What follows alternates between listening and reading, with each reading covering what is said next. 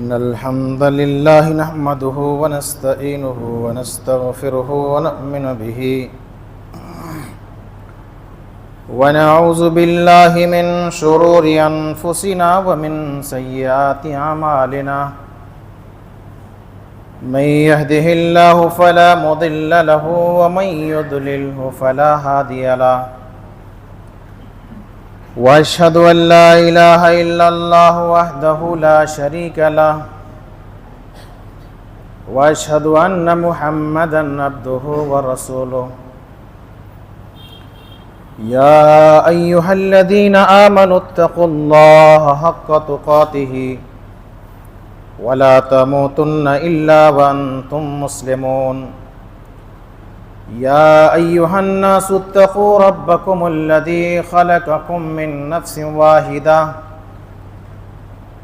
وخلق منها زوجها وبث منهما رجالا كثيرا ونساء واتقوا الله الذي تساءلون به والأرحام إن الله كان عليكم رقيبا يا أيها الذين آمنوا اتقوا الله وقولوا قولا سديدا يصلح لكم أعمالكم ويغفر لكم ذنوبكم ومن يطع الله ورسوله فقد فاز فوزا عظيما يا أيها الذين آمنوا اتقوا الله وقولوا قولا سديدا يصلح لكم أعمالكم ويغفر لكم ذنوبكم ومن يطع الله ورسوله فقد فاز فوزا عظيما أما بعد فإن خير الحديث كتاب الله وخير الهدي هدي محمد صلى الله عليه وسلم وشر الأمور محدثاتها وكل محدثة بدعة وكل بدعة ضلالة وكل ضلالة في النار أعوذ بالله من الشيطان الرجيم بسم الله الرحمن الرحيم قاف والقرآن المجيد بل عجبوا أن جاءهم منذر منهم فقال الكافرون هذا شيء عجيب أئذا متنا وكنا ترابا ذلك رجع بعيد قد علمنا ما تنقص الأرض منهم وعندنا كتاب حفيظ بل كذبوا بالحق لما جاءهم فهم في أمر مريج أفلم ينظروا إلى السماء فوقهم كيف بنيناها وزيناها وما لها من فروج والأرض مددناها وألقينا فيها رواسي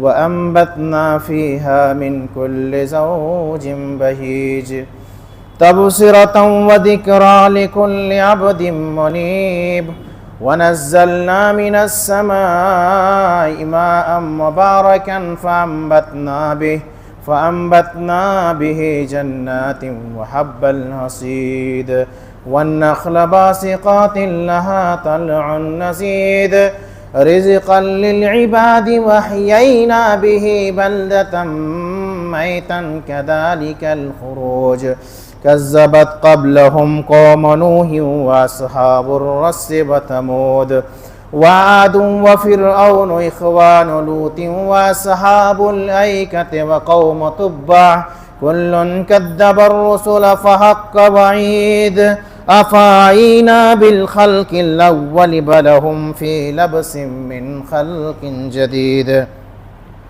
وقال الله تبارك وتعالى في مقام آخر أعوذ بالله من الشيطان الرجيم وقولوا للناس حسنا وقال الله تعالى في مقام آخر وأوفوا بالعهد إن العهد كان مسؤولا وقال تعالى في مقام آخر إن الله يأمركم أن تؤدوا الأمانات إلى أهلها وَإِذَا حَكَمْتُمْ بَيْنَ النَّاسِ أَن تَحْكَمُوا بِالْعَدْلِ۔ ہر طرح کی تعریف، بڑائی اور بزرگی، کبریائی اور عظمت اللہ وحدہ لا شریک کے لیے ہے، جنہوں نے ہمیں اور آپ کو دنیا کے اندر پیدا فرمایا اور بہت طرح کی چھوٹی نعمتوں سے، بڑی نعمتوں سے ہمیں اور آپ کو نوازا۔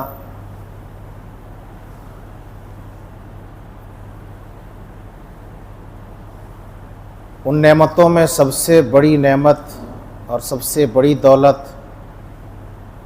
مذہب اسلام سے ہمیں اور آپ کو نوازا،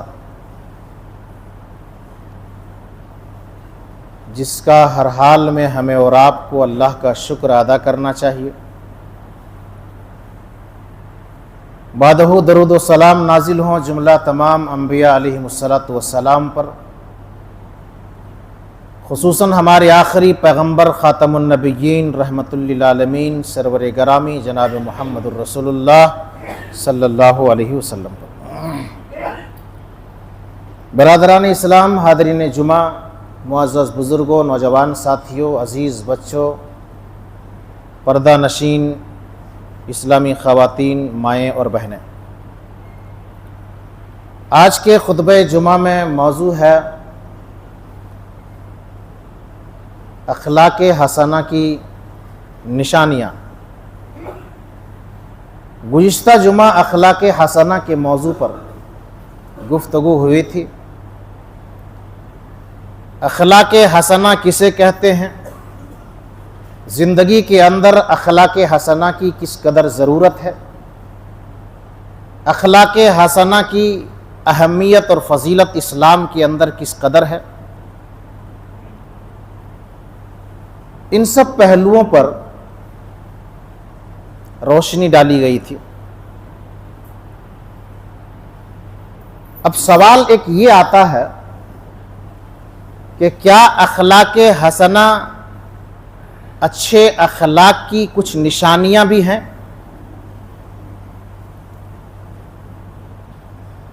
اخلاق حسنہ کے کچھ پہلو بھی ہیں؟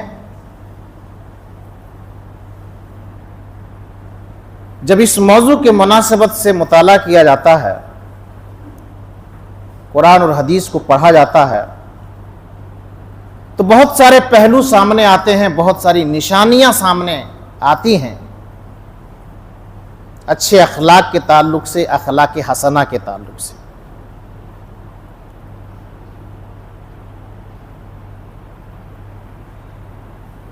تمہیدی طور پر پہلے آپ کے سامنے کچھ باتیں رکھتے ہیں۔ امام غزالی کی ایک کتاب ہے احیاء العلوم، مشہور اور معروف کتاب ہے۔ امام غزالی رحمۃ اللہ علیہ اپنی کتاب احیاء العلوم کے اندر حضرت علی ابن ابی طالب رضی اللہ عنہ کے حوالے سے چند باتیں نقل کی ہیں، اور وہ چند باتیں ایسی ہیں جو نہایت ہی قیمتی ہیں اخلاق حسنہ کے حوالے سے۔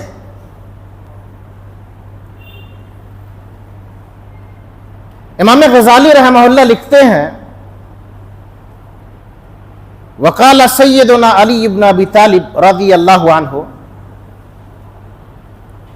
کہ علی ابن ابی طالب رضی اللہ تعالیٰ عنہ اخلاق حسنہ کے تعلق سے کہتے ہیں کہ اخلاق حسنہ یہ ہے، اچھا اخلاق یہ ہے، اجتناب المحارم وطلب الحلال والتوسعۃ علی العیال۔ تین چیزوں کے بارے میں حضرت علی رضی اللہ تعالیٰ عنہ کہتے ہیں کہ یہ اخلاق حسنہ کے چند پہلو ہیں۔ یہ بڑی قیمتی باتیں، کہتے ہیں حضرت علی رضی اللہ تعالیٰ عنہ کہ اخلاق حسنہ یہ ہے، اچھا اخلاق یہ ہے کہ انسان حلال کا طالب ہو، حلال کمائی ان کے اندر ہو، ان کی زندگی کے اندر حلال رزق ہو ان کی زندگی کے اندر، تو سمجھو کہ وہ آدمی اخلاقیات کے میدان میں سب سے اعلیٰ مقام پر فائز ہے۔ حلال چیزوں کو تلاش کرتا ہے، حلال کا طلبگار ہے، حلال کمائی کھاتا ہے، حلال رزق طلب کرتا ہے، حلال رزق کے تعلق سے وہ پریشان رہتا ہے، سمجھو کہ وہ آدمی بہترین اخلاق والا آدمی ہے، کیونکہ وہ حلال رزق طلب کرتا ہے۔ رزق حلال کا ہونا یعنی اس کا تعلق دیکھیے اخلاق سے ہے۔ وہ آدمی بد اخلاق ہے، وہ آدمی بد کردار ہے جو حلال اور حرام کے درمیان تمیز نہیں کرتا ہے۔ بس کمائی ہونی چاہیے، حلال طریقے سے کمائی ہو یا حرام طریقے سے کمائی ہو، لیکن وہ آدمی بدخلق ہے، وہ آدمی بد اخلاق ہے جو حلال و حرام کے درمیان تمیز نہیں کرتا ہے۔ حضرت علی رضی اللہ عنہ فرماتے ہیں کہ اچھا اخلاق والا آدمی وہ ہے جو حلال کا طلبگار ہو، حلال روزی کا طلبگار ہو، حلال مال کا طلبگار ہو، اپنی زندگی کے اندر، اپنی تجارت کے اندر وہ حلال کے بارے میں فکر مند رہتا ہے۔ اجتناب المحارم، دوسرا حضرت علی رضی اللہ تعالیٰ عنہ کہتے ہیں کہ حرام سے بچتا ہو، حلال کا طلبگار ہو، حرام سے بچتا ہو، حرام کمائی سے بچتا ہو، حرام کام سے بچتا ہو، حرام عمل سے بچتا ہو۔ ایسا عمل جس عمل کو اسلام نے حرام قرار دیا ہے، ایسی کمائی جس کمائی کو اسلام نے حرام قرار دیا ہے، وہ رزق جس رزق کو رب نے حرام قرار دیا ہے، اس رزق سے بچتا ہو، اس مال سے بچتا ہو، اس عمل سے بچتا ہو۔ حضرت علی رضی اللہ عنہ کہتے ہیں کہ اخلاق کا یہ اعلیٰ طریقہ ہے، وہ آدمی اخلاق مند ہے۔ تو گویا ہم ایسے آدمی کو اخلاق مند کہیں گے جو حلال اور حرام کے درمیان فرق کرتا ہو۔ یہ کتنی اہم بات ہے، کتنی اہم بات ہے، کتنی قیمتی باتیں ہیں کہ حلال اور حرام کے درمیان اگر تمیز ہے انسان کے اندر تو بااخلاق ہے، اخلاق حسنہ ان کے اندر ہے۔ حلال اور حرام کی تمیز نہیں ہے تو آدمی اخلاق مند نہیں ہو سکتا ہے، چاہے وہ جتنی اچھی اچھی باتیں کر لے، جتنی بھی میٹھی میٹھی باتیں کر لے، مسکرا کر کے بھی مل لے، ہنس کر کے بھی مل لے، لیکن آدمی بااخلاق نہیں ہو سکتا۔ اور تیسری جو بات ہے وہ اور ہی اہم ہے، وَالتَّوْسِعَةُ عَلَى الْعِيَالِ، اپنے اہل و عیال میں وہ وسعت پیدا کرتا ہو، اپنے اہل و عیال کے حق میں، اپنے بیوی بچوں کے حق میں، اپنے گھر والوں کے حق میں وہ نہایت ہی اخلاق مند ہو۔ اللہ اکبر۔ ہمارے پیارے نبی صلی اللہ علیہ وسلم نے بھی یہ جملہ فرمایا۔ اما عائشہ رضی اللہ عنہا فرماتی ہے، فرمایا اللہ کے رسول صلی اللہ علیہ وسلم نے کہ خیرکم خیرکم لأہلی وانا خیرکم لأہلی، تم لوگوں میں سب سے بہتر وہ ہے جو اپنے اہل و عیال، اپنے گھر والوں کے حق میں بہتر ہو، اور میں اپنے گھر والوں کے حق میں بہت بہتر ہوں۔ یہ اخلاق کی تربیت ہے، یہ اخلاق کی تعلیم ہے۔ عام طور پر یہ دیکھا جاتا ہے مسلمانوں میں حلال اور حرام کی تمیز نہیں ہے، بس مال آنا چاہیے، دولت آنی چاہیے، شہرت ہماری اور آپ کی ہونی چاہیے، حلال اور حرام کی تمیز نہیں ہے۔ اور اہل و عیال کے تعلق سے اکثر یہ دیکھا جاتا ہے، بہت سارے لوگ ہم لوگوں کے درمیان ایسے ہیں، باہر اپنے دوستوں کے درمیان، اپنے روم میٹ کے درمیان، سفر کے درمیان، حضر کے درمیان، اپنے دوستوں سے یا اپنے تعلقات کے لوگوں سے بہت اچھے سے ملتا ہے، لوگوں کی نظر میں تو تارا بن کر کے رہتا ہے، سماج کے اندر، معاشرے کے اندر ان کی تعریفیں ہوتی ہے کہ ماشاءاللہ آدمی کتنا اچھا ہے، اپنے روم میٹ کے ساتھ اتنا اچھا برتاؤ، اپنے دوستوں کے ساتھ اتنا اچھا برتاؤ، لوگوں کے ساتھ اتنا اچھا برتاؤ. لیکن وہیں پر جب ان کے اخلاق دیکھے جاتے ہیں کہ گھر کے اندر کیسے ہیں تو پتہ چلتا ہے کہ گھر کے اندر والدین کے ساتھ ان کا اخلاق اچھا نہیں ہے, ان کا برتاؤ اچھا نہیں ہے, بہنوں کے ساتھ ان کا برتاؤ اچھا نہیں ہے, بھائیوں کے ساتھ ان کا برتاؤ اچھا نہیں ہے, گھر والوں کے ساتھ ان کا برتاؤ اچھا نہیں ہے. یاد رکھو ایسا آدمی اخلاق مند نہیں ہو سکتا ہے. وہ آدمی بد اخلاق ہے جو لوگوں سے ہنس کر کے تو ملتا ہے, مسکرا کر کے تو ملتا ہے, لوگوں کو کھلاتا پلاتا ہے, دوستوں کے درمیان ہنسی مذاق کی باتیں بھی کرتا ہے, اچھے اخلاق سے پیش آتا ہے, لیکن گھر میں والدین کے ساتھ زیادتی کرتا ہے, بھائی بہنوں کے ساتھ اچھا برتاؤ نہیں کرتا ہے, گھر والوں کے ساتھ اچھا برتاؤ نہیں کرتا ہے, اپنی بیویوں کے ساتھ اچھا برتاؤ نہیں کرتا ہے, تو ایسا آدمی اچھا اخلاق والا نہیں ہو سکتا, اچھا نہیں ہو سکتا. اور گھر میں حسن سلوک کا, اچھے ویوہار کا سب سے زیادہ حقدار والدین ہے. آپ باہر میں بہت اچھے ہیں, باہر میں آپ کا اخلاق بہت اچھا ہے, لیکن گھر میں والدین کو دوائی کی ضرورت ہے تو آپ دوائی لا کر کے نہیں دیتے ہو, پانی کی ضرورت ہے تو پانی لا کر کے نہیں دیتے ہو, علاج کی ضرورت ہے تو علاج نہیں کرواتے ہو, کھانے کی ضرورت ہے تو کھانے پینے کی ضروریات کے سامان انہیں نہیں پہنچاتے ہو. یہ کیسا اخلاق ہے؟ اسے اخلاق نہیں کہا جاتا ہے, اسے بد اخلاقی کہا جاتا ہے, اسے بد اخلاقی کہا جاتا ہے. تو حضرت علی رضی اللہ تعالیٰ عنہ کے جو یہ الفاظ ہیں بہت قیمتی ہیں کہ اجتناب المحارم, حرام سے بچنا ہے, وطلب الحلال, حلال اختیار کرنا ہے, والتوسعۃ علی العیال, اور باہر کے لوگوں کے ساتھ جیسے اچھا معاملہ آپ کا ہے, گھر کے اندر بھی آپ کا اچھا ویوہار ہونا چاہیے, بچوں کے ساتھ, بیویوں کے ساتھ, والدین کے ساتھ, گھر کے رشتہ داروں کے ساتھ, اہل عیال کے ساتھ آپ کا اخلاق اور کردار اچھا ہونا چاہیے. حسن اخلاق ایک ایسا عمل ہے جس عمل کو رب پسند کرتا ہے. اللہ اکبر. اللہ کے نبی نے فرمایا کہ رب کے نزدیک یہ محبوب عمل ہے, پسندیدہ عمل ہے.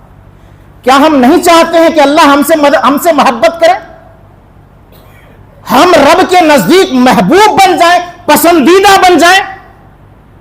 اگر ہم اس بات کو پسند کرتے ہیں تو آئیے آج سے ہم یہ عہد کریں, آج سے ہم یہ وعدہ کریں کہ ہم اپنے اخلاق کو بنائیں گے, ہم اپنے اخلاق کو سنواریں گے, باہر میں بھی ہمارا اخلاق اچھا ہو جائے گا اور اندر بھی ہمارا اخلاق اچھا ہو جائے گا. ہم اس کی کوشش میں رہیں گے. اخلاق اچھا ہونا چاہیے, اور قیامت کے دن یہ سب سے وزنی ہوگا, جنت میں جانے کا سبب اور جنت میں جانے کا ذریعہ ہوگا. سب سے زیادہ لوگ جنت میں جو جائیں گے وہ اخلاق کے بدولت جائیں گے, تقوی کے بدولت جائیں گے. تو آئیے ہم اس میدان میں کیوں پیچھے ہیں, آئیے ہم اور آپ اپنے اندر اخلاق پیدا کریں, آئیے ہم اور آپ اپنے اندر تقوی پیدا کریں, تاکہ تقوی کے ذریعہ, اخلاق کے ذریعہ ہم جنت میں داخل ہوں اور اللہ تبارک و تعالی ہمیں جنت میں ہمیں اور آپ کو اعلیٰ مقام عطا فرمائے. شادی کے موقع پر, نکاح کے موقع پر اسلام نے کہا ہے کہ دین کو دیکھو, اخلاق کو دیکھو. شادی کے موقع پر, نکاح کے موقع پر اسلام نے ہمیں اور آپ کو یہ تعلیم اور یہ تربیت دی ہے کہ نکاح کرتے وقت, نکاح کرتے سمے تمہیں مال ملے نہ ملے, خاندان ملے نہ ملے, حسن و جمال ملے نہ ملے, اگر دینداری مل جاتی ہے, ان کے اندر اخلاق مل جاتا ہے, تو دینداری کو دیکھ کر کے, ان کے اخلاق کو دیکھ کر کے تم نکاح کر لو. بتائیے, نکاح کے موقع پر, شادی کے موقع پر بھی اسلام نے دین کو اور اخلاق کو ترجیح دینے کا حکم دیا ہے. حدیث ہے صحیح مسلم کتاب النکاح, صحیح مسلم کتاب الرضا کے حوالے سے امام مسلم رحمہ اللہ نے حدیث نقل کیا ہے, اور راوی ہیں حضرت ابو ہریرہ رضی اللہ عنہ. اللہ کے نبی صلی اللہ علیہ وسلم فرماتے ہیں کہ تنکح المرأۃ لاربعین, عورتوں سے 4 چیزوں کو دیکھ کر کے شادی کی جاتی ہے. لمالہا ولحسبہا ولجمالہا ولدینہا. دیکھو, مالدار اگر لڑکی ہے تو اچھی بات ہے, حسن و جمال میں خوبصورت ہے تو اور اچھی بات ہے, اور خاندان میں بھی اچھا ہے تو اور اچھی بات ہے, ساتھ ہی ساتھ اگر دینداری ہے تو سونے پر سہاگا، چاروں چیزیں اگر مل جاتی ہے تو بہت اچھی بات ہے. لڑکی اگر ایسی مل جاتی ہے تو قسمت والے آپ ہیں، شادی کر لو، نکاح کر لو. اللہ کے نبی نے فرمایا کہ اگر ان چیزوں میں سے کوئی بھی چیز تمہیں نہیں ملتی ہو، مالداری بھی نہیں مل رہی ہے، حسب اور نسب اور خاندان بھی نہیں مل رہی ہے، اور حسن و جمال اور خوبصورتی بھی نہیں مل رہی ہے، تو اللہ کے نبی صلی اللہ علیہ وسلم نے فرمایا فَاظْفَرْ بِذَاتِ الدِّينِ، دینداری ہے، آنکھ بند کر کے شادی کر لو، اللہ اس نکاح کے اندر خیر و برکت عطا کرے گا. لیکن نہیں کریں گے. دینداری ہے تو کیا ہوا؟ بعض لوگوں کا رشتہ میرے پاس آیا کہ میرے بیٹے کا رشتہ لگا دیجئے. میں نے کہا عالمہ لڑکی ہے، مدرسے سے پڑھی ہوئی ہے، دیندار ہے، آئے گی، دین کا کام کرے گی، دعوت کا کام کرے گی، چلے گا آپ کے لیے، آپ کے لڑکے کے لیے. کیا میں پیغام بھیج دوں؟ کہا کہ نہیں، اتنی بڑی عالمہ نہیں چاہیے، گھر کا ماحول خراب ہو جائے گا. واللہ بتا رہا ہوں ممبر پر، یہ ایک اہل حدیث کا جملہ تھا، اتنا بھی دیندار نہیں چاہیے، گھر کا پھر ماحول چینج ہو جائے گا. تھوڑی سی اسٹائل باقی رہنی چاہیے، اور یہ دنیا داری باقی رہنی چاہیے، یہ اوریانیت باقی رہنی چاہیے. اگر ایسی عالمہ آ جائے، ایسی دیندار آ جائے تو پھر گڑبڑ ہو جائے گا. کام دینداری کو ترجیح دیتے ہیں، کام اخلاق کو ترجیح دیتے ہیں. آگے چلیے، اس کا نتیجہ کیا ہوتا ہے؟ ایک اور حدیث سنن ترمذی ابواب النکاح کے حوالے سے امام ترمذی نے نقل کیا. اللہ کے نبی صلی اللہ علیہ وسلم نے فرمایا اذا جاءکم من ترضون دینہ وخلقہ فانکحوہ. پہلے تو میں نے بتایا لڑکی کے تعلق سے کہ اگر لڑکی کی دینداری مل جاتی ہے اور خوبصورتی مل جاتی ہے، مال مل جاتا ہے، حسب نسب مل جاتا ہے تو نکاح کر لو. وہاں لڑکی کو دیکھنے کا حکم دیے گئے. اب لڑکے کی باری ہے.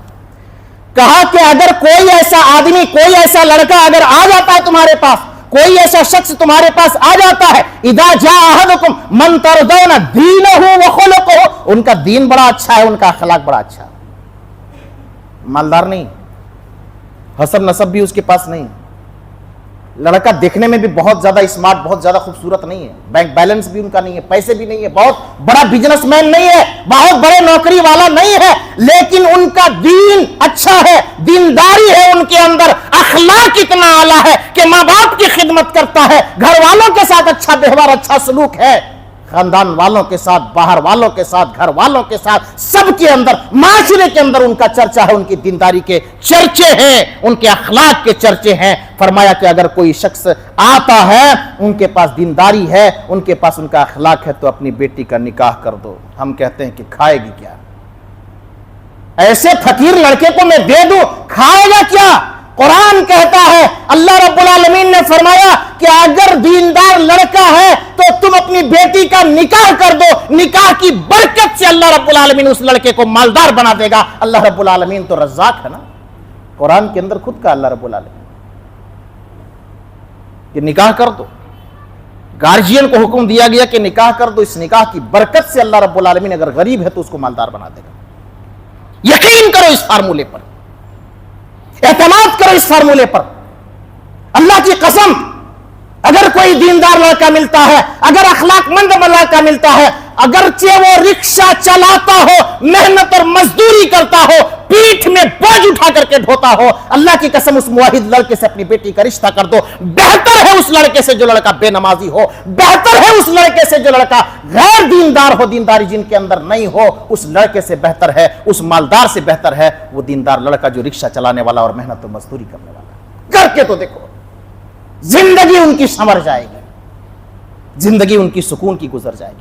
اور اللہ کے نبی صلی اللہ علیہ وسلم نے فرمایا اگر ایسا نہیں کرتے ہو، اور آج یہی ہوتا ہے، ہم نہیں کرتے ہیں. اللہ کے نبی صلی اللہ علیہ وسلم نے پیشن گوئی کی، اللہ تفعلوا تکن فتنۃ فی الارض فساد، تو زمین میں فساد پیدا ہوگا، زمین میں فتنہ پیدا ہوگا. آج ہو رہا ہے. شادی کر لیا خوبصورتی کو دیکھ کر کے، مال کی لالچ، خاندان کی لالچ میں شادی کر لیا. شادی کے بعد اب ان کے پاس دینداری نہیں ہے، ان کے پاس اخلاق نہیں ہے. اب وہ بیوی گھر میں آئی، وہ شوہر کی قدر نہیں کرتی ہے. لڑکے کے پاس دینداری نہیں ہے، وہ بیوی کے حقوق پورے نہیں کرتے. اب لڑکیوں کی طلاق ہو رہی ہے، لڑکیاں کھولا لے رہی ہیں، لڑکا شراب پی رہا ہے. یعنی سماج کے اندر، معاشرے کے اندر طرح طرح کے فتنے آج ہمارے اور آپ کے سامنے ہیں. آئے دن میرے پاس یہ مسئلے آتے رہتے ہیں کہ شوہر بد اخلاق ہے, شوہر بد کردار ہے, پیسے بہت ہیں, مال بہت ہیں, دولت بہت ہے, بینک بیلنس بہت ہے, لیکن میری زندگی کے اندر سکون نہیں ہے. قاضی صاحب ایسا کیجئے, میرا طلاق کروا دیجئے, میرا خلا کروا دیجئے, میری زندگی ان کے ساتھ اجیرن ہو گئی. شوہر کہتا ہے کہ اس عورت سے مجھے نجات چاہیے. جب سے اس عورت سے, اس لڑکی سے میں نے شادی کیا ہے, میری زندگی اجیرن اور برباد ہو گئی. کیوں؟ اس لیے کہ لڑکی کے پاس دینداری نہیں تھی, اخلاق نہیں تھا. لڑکے کے پاس اخلاق نہیں, دینداری نہیں. فتنہ اور فساد میں ہم اور آپ مبتلا ہو گئے, پریشان ہو گئے. اسلام کے اندر یہ ہے اخلاق حسنہ, کہ اخلاق حسنہ کو اگر ترجیح دو گے تو دنیا میں بھی کامیابی, آخرت میں بھی کامیابی.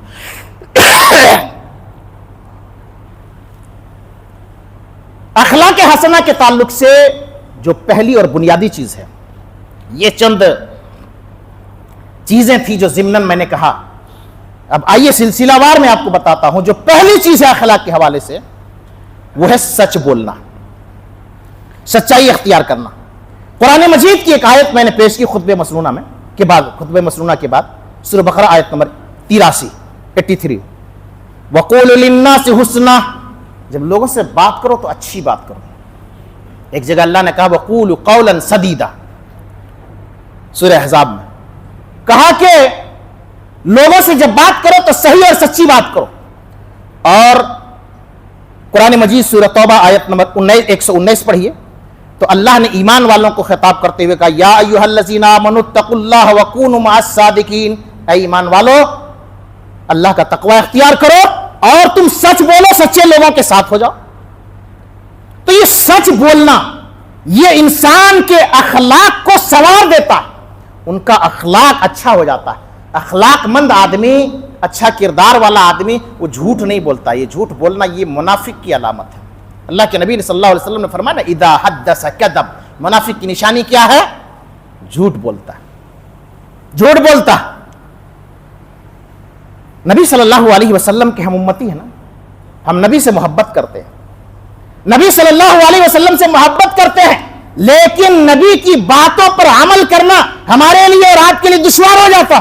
اللہ کے نبی صلی اللہ علیہ وسلم کی زندگی دیکھیے, اللہ کے نبی صلی اللہ علیہ وسلم کی نبوت سے پہلے کی زندگی دیکھیے. اللہ کے نبی صلی اللہ علیہ وسلم 40 سال تک لوگوں کے درمیان رہے, اور صفا کی پہاڑی پر جب اپنے خاندان والوں کو بلایا اور تمام کے تمام لوگوں کو گواہ بنا کر کے کہا کہ بولو میری زندگی کے تعلق سے تمہارا کیا خیال ہے, سارے لوگوں نے کہا کہ آپ تو امین ہیں, آپ تو صادق ہیں, اور آپ کو امانت دار اور صادق کہہ کر کے لوگ پکارتے تھے, آپ کا بڑا چرچا تھا. اور ابو جہل جیسا آدمی, اسلام کا سب سے بڑا دشمن, نبی کا سب سے بڑا دشمن, اللہ کی قسم اس ابو جہل سے کسی پوچھنے والے نے پوچھا ابو جہل بتاؤ محمد صلی اللہ علیہ وسلم کے بارے میں تمہاری کیا رائے ہے اور کیا خیال ہے. وہ ابو جہل جو دین اور ایمان کا دشمن تھا, نبی کا دشمن تھا, وہ ابو جہل کہتا ہے یار حقیقت تو یہ ہے کہ محمد صلی اللہ علیہ وسلم بڑے سچے ہیں, جو بھی بات کرتے ہیں بالکل سچ بات کرتے ہیں, ان کی باتوں میں سچائی ہے, ان کی باتوں میں دم ہے, کوئی غلط بات وہ نہیں کرتے ہیں. پوچھنے والے نے پوچھا کہ پھر محمد صلی اللہ علیہ وسلم کی بات مان کیوں نہیں لیتے ہو, جب سچ بولتے ہیں, حق بولتے ہیں, ان کی بات صحیح ہوتی ہے, ان کی بات سچی ہوتی ہے, اے ابو جہل مانتے کیوں نہیں ہو؟ کہا چودراہٹ کا مسئلہ ہے, انا کی بات ہے, ہماری چودراہٹ چلی جائے گی, اس لیے ہم ان کو نہیں مانتے. ایک کافر بھی نبی صلی اللہ علیہ وسلم کے اخلاق کی گواہی دے رہا ہے, سچائی کی گواہی دے رہا ہے کہ نبی صلی اللہ علیہ وسلم سچے. اللہ اکبر. جب قیصر روم جو اس وقت سپر پاور مانا جاتا تھا, قیصر روم اس بڑے بادشاہ کے پاس جب نبی کا خط آیا کہ اسلام قبول کر لو, اسی میں بھلائی ہے, نبی نے جب خط لکھا, جب خط کھولا, خط کھول کر کے پڑھا, کہا کہ بلاؤ مکہ کے کسی آدمی کو جو بہت زیادہ تجربہ رکھتا ہو, ہم محمد صلی اللہ علیہ وسلم کے بارے میں جانکاری لینا چاہتے ہیں کہ محمد صلی اللہ علیہ وسلم آدمی کیسے ہیں, ان کا اخلاق کیسا ہے اور ان کی بات چیت کیسی ہے. اسی درمیان ملک شام ابو سفیان گئے ہوئے تھے, اور ابو سفیان اس وقت اسلام قبول نہیں کیے تھے, بعد میں انہوں نے قبول کیا. ابو سفیان کو بلایا گیا, کہا آپ مکہ کی آدمی ہے, معزز آدمی ہے, معتبر آدمی ہے, بتاؤ محمد صلی اللہ علیہ وسلم کے بارے میں کیا خیال ہے، ان کی باتیں کیسی ہیں؟ وہ ابو سفیان نبی کا دشمن تھا، نبی کا دشمن تھا، اسلام کا دشمن تھا، اسلام قبول نہیں کیا تھا. سر جھک جاتا ہے اور کہتا ہے کہ محمد صلی اللہ علیہ وسلم جو بھی باتیں کرتے ہیں وہ سچی باتیں کرتے ہیں، وہ اچھی باتیں کرتے ہیں، وہ اچھے انسان ہے، وہ نیک انسان ہے. اسلام نہیں مانا ہے، دین کو نہیں مانا ہے، لیکن پھر بھی نبی صلی اللہ علیہ وسلم کے بارے میں گواہی دیتے ہیں کہ آپ اچھے ہیں، آپ بالکل سچے ہیں. یہ اخلاق ہے، یہی تو دیکھنا ہے، یہی تو نمونہ ہمارے لیے، یہی تو ماڈل ہے ہمارے لیے. اسی لیے پیارے نبی صلی اللہ علیہ وسلم نے فرمایا، صحیح بخاری کی حدیث ہے، فَلْيَقُلْ خَيْرًا أَوْ لِيَصْمُتْ، اچھی بات کہو نہیں تو خاموش رہو، اچھی بات کہو نہیں تو خاموش رہو، کم بولو. ایک جگہ یہ بھی فرمایا کہ من سمت نجا، جو خاموش رہا وہ نجات پا گیا. کسی آدمی کو زیادہ بڑبڑانے کی عادت ہوتی ہے، زیادہ بکنے کی عادت ہوتی ہے، بس بولتے رہتا ہے. پرہیز کرنا چاہیے، کنٹرول کرنا چاہیے. اللہ کے نبی نے فرمایا جب بولنا ہو تو اچھی بات کرو، زیادہ مت بڑبڑاؤ، زیادہ مت باتیں کرو. زیادہ باتیں کرنا اچھی بات نہیں ہے. جب باتیں کرنی ہو تو اچھی بات کرو، سچی بات کرو. یہ اخلاق کا پہلو ہے، اعلیٰ پہلو ہے اور بنیادی چیز ہے. نہیں تو خاموش رہو، ذکر کرتے رہو، سبحان اللہ الحمدللہ کرتے رہو. اب یہاں جھوٹ کو تو ایک فن سمجھا جاتا ہے. اب کچھ لوگ ہیں جو ایک جمگھٹا لے کر کے بیٹھ جاتے ہیں، اب ان کو ہنسانے لگتے ہیں، جھوٹی کہانیاں، جھوٹی باتیں کہہ کر کے ہنسانے کے لیے جھوٹ بولتے ہیں. کیا کر رہے ہو بھائی صاحب؟ بس ایسے ہی ہنسی مذاق کی باتیں کر رہے. غلط ہے، یہ اخلاق کے خلاف ہے، یہ اخلاق حسنہ نہیں ہے. آپ جھوٹی کہانیاں سنا رہے ہو، جھوٹی باتیں سنا رہے ہو. بہتر تو یہ ہوتا کہ صحابہ کی کہانیاں آپ سناتے، صحابیات کی کہانیاں آپ سناتے، اسلام کے تعلق سے باتیں سناتے، پیغمبران اسلام کے واقعات سناتے. یہ ہنسانے کے لیے جھوٹ بولنا یہ جائز نہیں ہے. مذاق کر رہے تھے، یہ مذاق میں بھی جھوٹ بولنا جائز نہیں ہے. اسلام اجازت نہیں دیتا کہ مذاقن جو ہے مذاق میں ہم جھوٹ بول دیے. بچہ کو چپ کرا رہے ہیں، اسلام نے یہاں تک ہمیں اور آپ کو رہنمائی کی کہ بچہ کو چپ کرا رہے ہیں اور چپ کراتے وقت ہم کہتے ہیں وہ دیکھو کوا اڑ رہا ہے، وہ دیکھو چیل اڑ رہا ہے. اچھا لو چاکلیٹ تمہیں دے رہا ہوں جبکہ آپ چاکلیٹ نہیں دے رہے ہیں. یہ جھوٹ ہے، اسلام نے یہاں تک اجازت نہیں دیا. اب تو ڈاکٹر وغیرہ بچوں کا ختنہ کرتے ہیں. پہلے مجھے یاد ہے کہ گھر میں آ کر کے نائی آتا تھا اور بچوں کو ختنہ کرتا تھا اور گارجین پکڑ کر کے بیٹھتا تھا اور بچے کو کہا جاتا تھا وہ دیکھو چیل اڑ رہا ہے، وہ دیکھو جہاز جا رہا ہے، جبکہ نہ کوئی چیل نہ کوئی جہاز. اسلام نے اس کی بھی گنجائش نہیں دی ہے، نہیں کہہ سکتے. یہ غلط تربیت ہے، یہ غلط تعلیم ہے. تجارت میں جھوٹ، لین دین میں جھوٹ، یہاں تک کہ آج لوگوں کے اندر جھوٹ اس قدر عام ہو گیا ہے، اس قدر عام ہو گیا ہے اور جھوٹ کو ایک ایسا فن مان لیا گیا ہے کہ جھوٹ کا ایک ڈے منایا جاتا ہے. اپریل فول، بکرا بنایا جاتا ہے، بیوقوف بنایا جاتا ہے غالباً 1 اپریل کو. کیا کر رہے ہیں بھائی؟ آج مسلمانوں میں یہ کلچر آ گیا. پہلے غیر مسلموں میں، یہود و نصارہ میں یہ تھا اپریل فول، لوگوں کو بیوقوف بنانا، ہنسانا. آج یہ مسلمانوں میں یہ عمل آ گیا، وہ جھوٹ بول کر کے لوگوں کو بیوقوف بنا رہے ہیں. کیوں بھائی صاحب کیوں؟ یہ اپریل فول منا رہے ہیں. حرام ہے، کسی بھی حالت میں جائز نہیں ہے، درست نہیں ہے. اور اسی طریقے سے ایفائے عہد دوسرا ہے، وعدے کا پورا کرنا. وعدہ کے تعلق سے اللہ کے نبی صلی اللہ علیہ وسلم نے فرمایا کہ اللہ تبارک و تعالی نے فرمایا کہ وعدہ پورا کرو، اس لیے کہ وعدہ کے بارے میں، عہد و پیمان کے بارے میں اللہ رب العالمین پوچھے گا. وَأَوْفُوا بِالْعَهْدِ إِنَّ الْعَهْدَ كَانَ مَسْئُولًا، وعدے کو پورا کرو اس لیے کہ وعدے کے تعلق سے اللہ تبارک و تعالی پوچھے گا. حدیبیہ کا واقعہ آپ پڑھیے. سیرت کی ایک بہت بہترین کتاب ہے الرحیق المختوم، ہندی میں بھی ہے، اردو میں بھی ہے، انگلش میں بھی، ہر زبان میں. بہترین کتاب، نوجوانوں کو خصوصاً پڑھنا چاہیے، مزہ آتا ہے پڑھنے میں. بار بار پڑھیے تو آپ کو مزہ آئے گا. اس میں آپ کو صلح حدیبیہ کا واقعہ مل جائے گا. جانتے ہیں اسلام نے اخلاق کی کیا تعلیم اور تربیت دی ہے. اللہ کے نبی صلی اللہ علیہ وسلم 1400 صحابہ کو لے کر کے جب آ رہے تھے مکہ تو کفار و مشرکین نے حدیبیہ کے مقام پر روک دیا کہ نہیں، آپ نہیں آ سکتے ہیں. روک دیا. اللہ کے نبی نے حضرت عثمان کو سفیر بنا کر کے بھیجا کہ جاؤ کفار سے بات کرو, ہم آ کر کے عمرہ کرنا چاہتے ہیں. ادھر کفار و مشرکین نے سہیل نامی شخص کو بھیجا کہ جاؤ مسلمانوں سے بات کرو, نبی سے بات کرو, نبی سے صحابہ سے بات کرو کہ اس سال وہ عمرہ کے لیے نہیں آ سکتے, ہم نہیں آنے دیں گے. دونوں طرف سے بات چیت چلنے لگی اور آپس میں صلح ہو گیا. آپس میں صلح ہو گیا. بات طے ہو گئی. کس بات پر طے ہو گئی؟ کہ اس سال آپ عمرہ نہیں کریں گے, آپ کے صحابہ ساتھ میں نہیں آئیں گے, آئندہ سال آپ آئیں گے عمرہ کرنے کے لیے, 3 دن قیام کریں گے, ساتھ میں آپ کے تلوار ہوں گے لیکن نیام کے اندر ہوگا. 10 سال تک جنگ بندی رہے گی, کوئی جنگ نہیں ہوگی.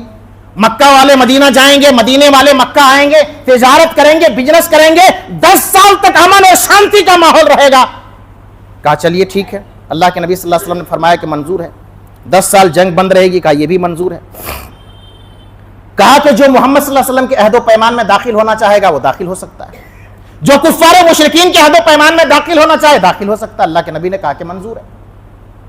اللہ کے نبی صلی اللہ علیہ وسلم نے اپنے اخلاق کا مظاہرہ کیا, اخلاق حسنہ کو سامنے رکھا.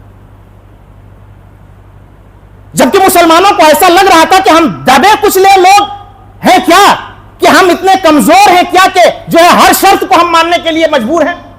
لیکن اللہ کے نبی صلی اللہ علیہ وسلم کے آگے کسی کو بولنے کی ہمت نہیں تھی. ایک آخری شرط یہ تھا کہ قریش کا اگر کوئی آدمی مکہ سے اگر کوئی مدینہ چلا جائے تو آپ کو واپس کرنا ہوگا, لیکن مدینہ سے اگر کوئی آدمی مکہ آ جاتا ہے یا مرتد ہو کر کے اسلام چھوڑ کر کے آتا ہے تو میں واپس نہیں کروں گا, ہم لوگ واپس نہیں کریں گے. اللہ کے نبی نے کہا کہ یہ بھی منظور ہے. اللہ اکبر. اور یہ بات جب مکمل ہو گئی, کاغذ لایا گیا. اللہ کے نبی صلی اللہ علیہ وسلم حضرت علی کو بلواتے ہیں. حضرت علی رضی اللہ عنہ لکھنے کے لیے تیار ہو جاتے ہیں, لکھنے لگتے ہیں. ابھی لکھا جانا باقی ہے, لکھا نہیں گیا ہے, ابھی بات مکمل ہوئی ہے, لکھا جانے والا ہے. ایک صحابی حضرت ابو جندل جو سہیل بات کرنے کے لیے آیا تھا, انہی کا بیٹا ابو جندل بیڑیوں میں جکڑا ہوا تھا مکے میں, اسلام قبول کیا تھا اسی جرم کے پاداش میں. بھاگ کر کے آتا ہے, نبی کے قدموں میں آ کر کے گر جاتا ہے, یا رسول اللہ صلی اللہ علیہ وسلم مجھے بچا لیجیے, بیڑیوں میں جکڑا ہوا, بھاگ کر کے کسی طرح چھوٹ کر کے آیا ہوں, اللہ کے نبی صلی اللہ علیہ وسلم مجھے بچا لیجیے, اپنے ساتھ ہمیں مدینہ لے چلیے, نہیں تو یہ لوگ مجھے فتنے میں ڈال دیں گے. اللہ کے نبی صلی اللہ علیہ وسلم نے کہا سہیل سے کہ سہیل ابھی لکھا نہیں کیا ہے, بات چیت ہوئے, لکھا نہیں کیا, چھوڑ دو اس کو. کہا کہ نہیں معاہدہ ہو چکا ہے, لکھا گیا ہو نہیں لکھا گیا ہو, لیکن معاہدہ طے ہو گیا ہے. اور یہ سہیل کا بیٹا بھی تھا, یہ سہیل کا جو بات چیت کر رہا تھا ان کا بیٹا بھی تھا. کہا کہ نہیں, بات چیت طے ہو گئی کہ کوئی آئے گا ہم واپس لے لیں گے, ہم آپ کے ساتھ جانے نہیں دیں گے, ہم اس کو واپس لے لیں گے. کہا یہ معاہدے کے تحت واپس کرنا ہوگا. اللہ کے نبی نے فرمایا بس میرے خاطر چھوڑ دو, میرے خاطر چھوڑ دو. کہا کہ نہیں چھوڑ سکتے, معاہدہ ہو گیا ہے, واپس کرنا ہوگا. اللہ کے نبی نے واپس کر دیا کہ جاؤ لے جاؤ. حضرت ابو جندل کہنے لگے اللہ کے نبی مجھے واپس کرتے رہے. صحابہ کی آنکھوں میں آنسو تھے, ایک طرح کی بے چینی تھی, اور بیڑیاں جکڑے ہوئے, پیر میں جنجیر بندھے ہوئے, اور اسی جنجیر کو پکڑ کر کے ان کے باپ سہیل گھسیٹتے ہوئے وہاں سے لے جانے لگے. حضرت عمر کا جوش اور جذبہ جاگ اٹھا, اچھل کر کے ابو جندل کے پاس چلے گئے اور ان کے ساتھ کچھ دور جاتے جاتے کہنے لگے ابو جندل صبر کرو, اللہ کوئی راستہ نکالے گا, اسے باعث ثواب سمجھو, اللہ کوئی راستہ نکالے گا. حضرت عمر کہتے ہیں میں اپنی تلوار کو ان کے سامنے کر دیتا تھا, تاکہ میں سوچ رہا تھا کہ یہ تلوار اٹھائے گا اور اپنے باپ کو قتل کر دے گا غصے کی حالت میں, لیکن انہوں نے بخل سے کام لیا اور اپنے باپ کے ساتھ ایسی حرکت نہیں کی, واپس کر دیا. اس طریقے سے اللہ کے نبی صلی اللہ علیہ وسلم نے وعدے کو نبھایا. اور جنگ بدر کا موقع تھا. حضرت حذیفہ بن یمان, حذیفہ اور باپ کا نام یمان تھا, دونوں مکہ سے مدینہ جا رہے تھے اسلام قبول کر کے مکہ سے مدینہ جا رہے تھے. اور ابو جہل نے, ان کے سرداروں نے, ان کے حواریوں نے, ان کے ساتھیوں نے انہیں گرفتار کر لیا. کہاں جا رہے ہو؟ کہا مدینہ جا رہے ہیں. اچھا جنگ بدر کی لڑائی ہونے والی ہے اور تم نبی کے قافلے میں, مسلمانوں کے قافلے میں تم جا کر کے شامل ہونے کے لیے جا رہے ہو, گرفتار کر لیا. اور اس کے بعد انہوں نے کہا کہ ایسا کرو کہ ہم لوگوں کو چھوڑ دو. کہا کہ چھوڑوں گا اس شرط پر کہ یہ وعدہ کرو، یہ عہد و پیمان کرو کہ ہم جو ہے نبی کے قافلے میں شریک نہیں ہوں گے، بدر کی لڑائی میں شریک نہیں ہوں گے۔ کہا کہ ٹھیک ہے ہم وعدہ کرتے ہیں۔ اچھا، کفار و مشرکین کو اتنا یقین تھا کہ ایک مسلمان وعدہ کرتا ہے تو اپنے وعدے کا پکا ہوتا ہے، اتنا یقین تھا کہ یہ مسلمان وعدہ کر رہا ہے اپنے وعدے میں پورا کرے گا۔ وعدہ کیا، چھوڑ دیا، کہا کہ ٹھیک ہے ہم چلتے ہیں، نبی کا ساتھ نہیں دیں گے، مسلمانوں کا ساتھ نہیں دیں گے۔ ادھر مسلمانوں کی تعداد 313، آدمی کی ضرورت اور سواری کی ضرورت، تلوار کی ضرورت، ہر چیز کی ضرورت، اور ادھر کفار و مشرکین کے پاس سارا انتظام۔ جب یہ دونوں باپ اور بیٹے حذیفہ بن یمان پہنچتے ہیں رضی اللہ عنہم، نبی کو سارا واقعہ سناتے ہیں، اللہ کے نبی صلی اللہ علیہ وسلم سے کہتے ہیں حذیفہ بن یمان رضی اللہ عنہما، دونوں باپ بیٹے کہتے ہیں اللہ کے نبی آپ اجازت دیجئے ہم بھی جنگ بدر میں جائیں گے، کفار و مشرکین سے لڑائی کریں گے۔ لیکن اللہ کے نبی نے اس نازک موقع پر حضرت حذیفہ بن یمان رضی اللہ عنہما سے کہا کہ اے حذیفہ بن یمان رضی اللہ عنہما، تم لوگوں نے کفار و مشرکین سے معاہدہ کیا ہے، وعدہ کیا ہے، اس لیے وعدہ کو نبھاؤ اور جاؤ مدینے کے اندر، تم آرام سے رہو، تم ہمارے ساتھ جنگ نہیں لڑ سکتے ہو۔ اس طریقے سے وعدے کی پابندی کر کے اپنے اخلاق کا مظاہرہ کیا، اور 10 سال تک جب وہ جنگ بند رہے، مسلمانوں کا آنا جانا رہا، تو اس 10 سال کے وقفے میں مسلمانوں نے جو اعلیٰ کردار ادا کیا، سچائی، امانت داری، وعدہ کو نبھانا اور اپنے اخلاق کا مظاہرہ کرنا، اخلاق حسنہ کو سامنے رکھنا، 10 سال کے اندر مسلمانوں نے دینی اور دعوتی سرگرمیوں کو تیز کر دیا۔ اللہ کے نبی صلی اللہ علیہ وسلم نے بڑے بڑے بادشاہوں کو خطوط لکھے، اور 10 سالوں کے اندر اتنا بڑا کام ہوا کہ بہت سارے مسلمان، بہت سارے جو ہے کفار و مشرکین جو ہے اسلام قبول کرنے پر مجبور ہو گئے۔ اور اسی صلح حدیبیہ کو سن 6 ہجری کے اندر جو واقعہ پیش آیا، 8 ہجری کے اندر مکہ فتح ہوا، سن 6 ہجری کے اندر اللہ نے کہا انا فتحنا لک فتحا مبینا، اے نبی یہ فتح ہو گئی تمہاری، جائیے اب فتح ہو گئی، مکہ فتح ہونے والا۔ اللہ کے نبی نے بشارت دے دی، خوشخبری دے دی۔ تو یہ اخلاق تھے، سچ بولنا یہ بنیادی چیز ہے، وعدہ کو نبھانا یہ بنیادی چیز ہے، اور بھی چند بنیادی چیزیں ہیں انشاءاللہ، وقت اجازت نہیں دیتا، انشاءاللہ آئندہ آپ کے سامنے باتیں رکھی جائیں گی۔ اللہ رب العالمین سے دعا ہے کہ اللہ تبارک و تعالی ہم سب کو اپنے اندر اخلاق حسنہ پیدا کرنے کی توفیق عطا فرمائے، آمین، تقبل یا رب العالمین۔ ایک اہم سوال آیا ہے